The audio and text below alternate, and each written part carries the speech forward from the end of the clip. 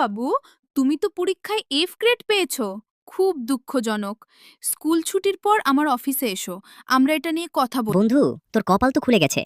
Ma'am তো তোকে একা ডেকেছেন। টমেটো, এখনো কিছুই শুরু হয়নি। তুমি গিয়ে আগে দরজাটা বন্ধ করো। কি শুরু হবে ম্যাম?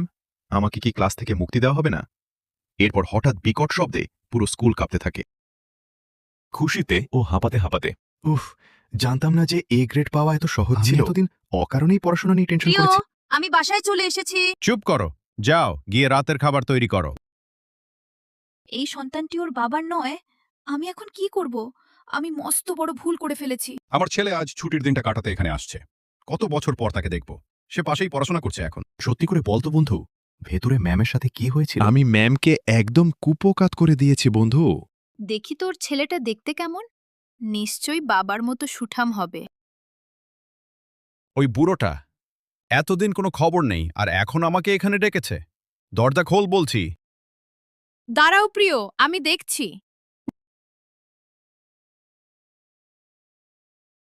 এ কি, আপনি এখানে? ম্যাম,